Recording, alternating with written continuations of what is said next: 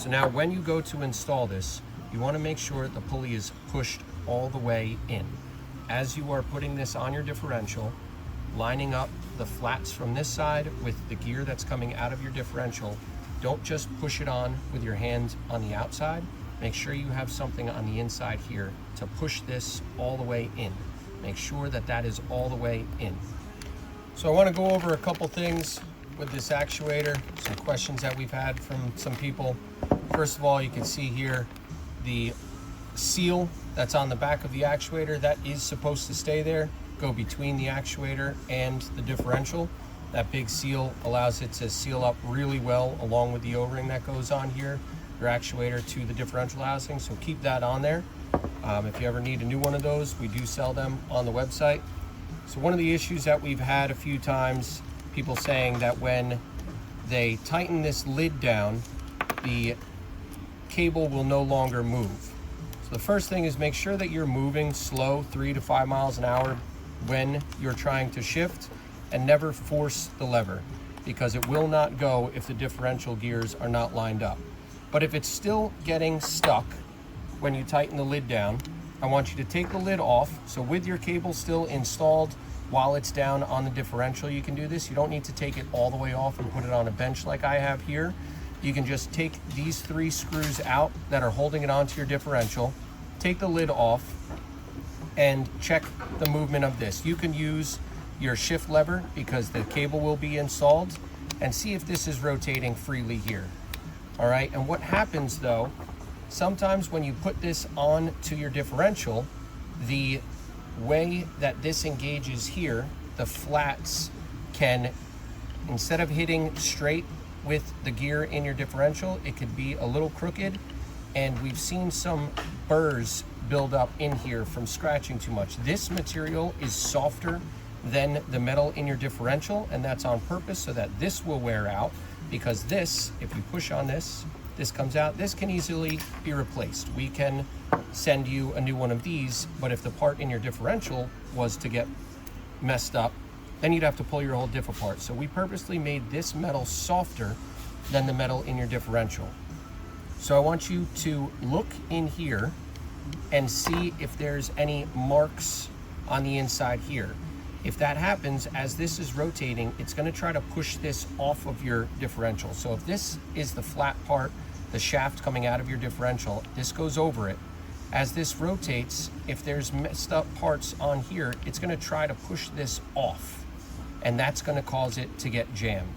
So you want to check in here and see if there's any scratches or burrs or gouges in this. If there are, you want to clean those off, and that'll keep it so that it wants to force the part to rotate instead of force the pulley. This piece we call the pulley, force this off of the shaft in your differential. Clean this up and then put it back together. If you're noticing that you're having trouble going back to 2-wheel drive, you can adjust this piece. So this is the spring in what we would call the weakest position. It makes it easier for you to shift your lever from 2-wheel drive to 4-wheel drive and diff lock. And then if you rotate this further in this direction, it's going to give it more force to push it back to the 2-wheel drive position, but it's going to make it more difficult for you to rotate your lever. So try moving this if you're having problems getting into I'm going to use a back to the 2-wheel drive position. Try rotating this and take this. So now we have it in out. a different position here. Okay, now we're going to put the pulley back in. Okay, It could this be difficult to catch on the edge of the spring hands here as we're pushing this in. Rotate this. You got to want to kind get of that careful with it, back in, get it to the spot like that. Before.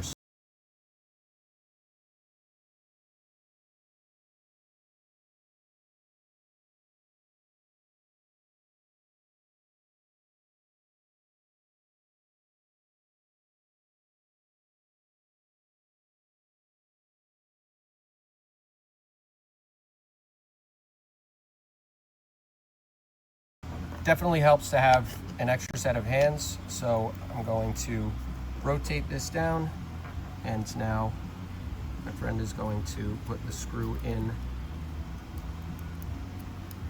This is definitely difficult because we're trying to do it around the camera also.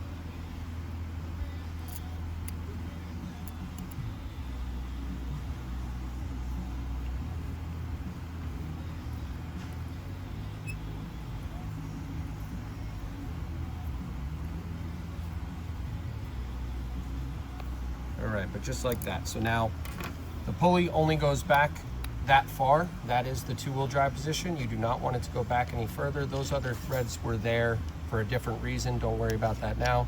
You can see the spring is in that position, which is going to make it much stronger. And you can see the other side of the spring here is in the pulley. That's where it needs to be. So now when we rotate it, you could feel, if you had felt it before, it's a lot stronger shifting back to the two-wheel drive position. So now when you go to install this, you want to make sure the pulley is pushed all the way in.